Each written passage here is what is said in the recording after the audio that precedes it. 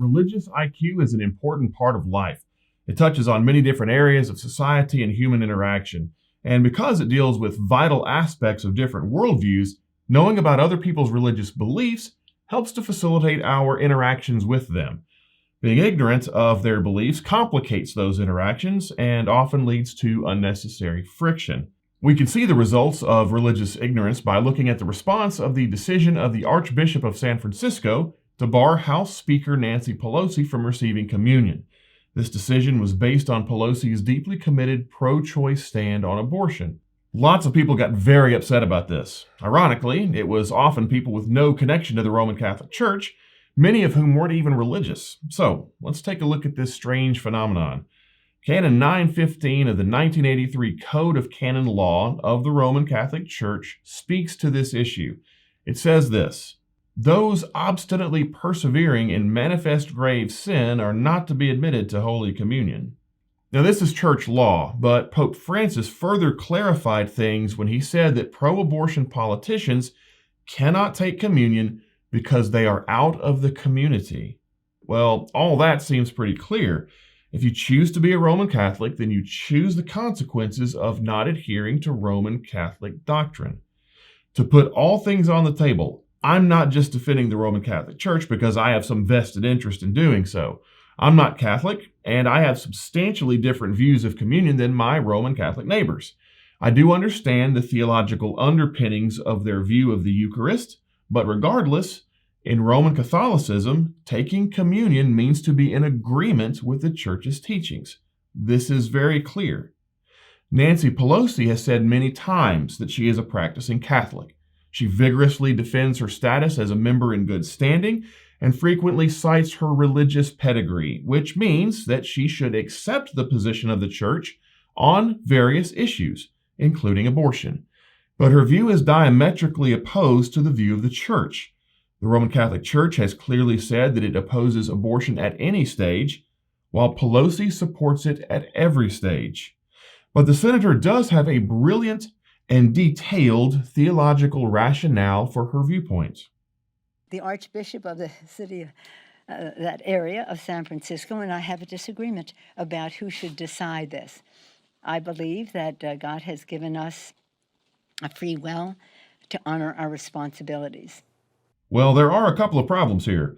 First of all, she didn't seem to know much about the Archbishop's jurisdiction, and that's kind of curious because she does claim to be a faithful Catholic and has an office in San Francisco. And then she says free will makes abortion okay, and so if that's her only defense, then she really can't claim to be a faithful Catholic. Well, let's turn now to see what another personality had to say about the issue. Let's look at what Whoopi Goldberg said about it on The View. The abortion rights battle is starting to blur the lines between church and state. The Archbishop of San Francisco is calling for Speaker Nancy Pelosi to be denied receiving communion because of her pro-choice stance. He's one of the priests who also called for President Biden to be denied sacrament. This is not your job, dude. That is not up to you to make that decision. You know, what is the saying? It's kind of amazing.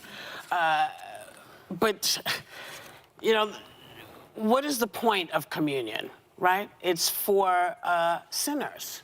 It's for sinners. It's the reward of saints, but the bread of sinners. How dare you? This is one of those cases where a celebrity stands on a platform of religious ignorance and proceeds to lecture everyone else like she actually knows what she's talking about. The only other people worse about this than talk show hosts are politicians and stars in Hollywood, or anyone who gets their theology from Facebook memes and TikTok videos. Often these people know less about the subject than the audience they're lecturing, and unfortunately this is one of those times. So let's look at a couple of things Whoopi says about this controversy. She starts the response off by saying that it's blurring the lines between church and state, whatever that means. She seems to think that the Archbishop denied communion to Pelosi because of politics, when it's really about spiritual matters. The state has nothing to do with it. Pelosi promotes activities that are considered grossly immoral, not only by the Roman Catholic Church, but by most people who identify as Christians. So this is a moral issue, not a political one. Then she condemns the Archbishop and says this. This is not your job, dude. That is not up to you to make that decision. Now, we could look at her statement from a couple of different angles, but let's just cut right to the heart of the issue. The Archbishop's decision really isn't his decision. It's the Roman Catholic Church that's already decided its viewpoint on the issue. In fact, the Bible has already settled it. The Archbishop is just implementing the Roman Catholic Church's teaching. So let's call out Whoopi's righteous indignation for what it really is.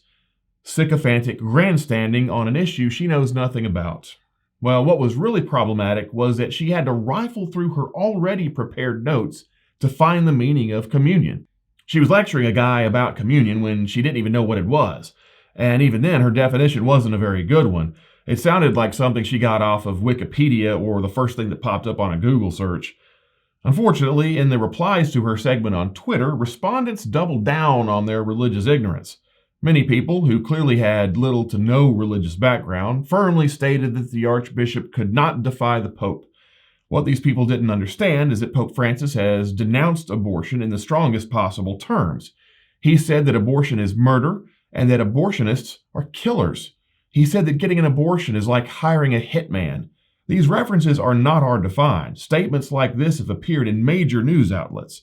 They're also completely in line with what the Bible says about human life and what the early Christians taught about the value of the unborn. And here's the problem that faces many Christians today. This is one example of the extraordinarily low religious IQ of many people in the U.S. Christians can no longer take for granted that our neighbors know the Bible. Religious illiteracy is a virtual epidemic in our country. That's why you can get books like Dan Brown's The Da Vinci Code, which are absolutely loaded with historical and theological absurdities.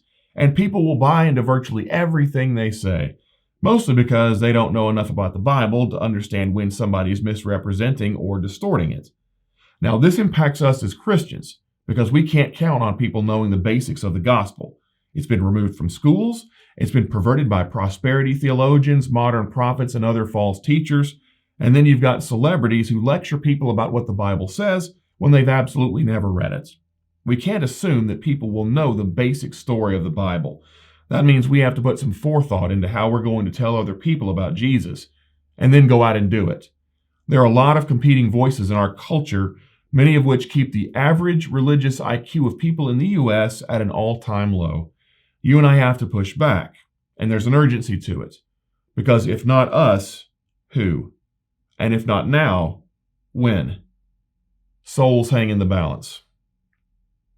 What are you going to do?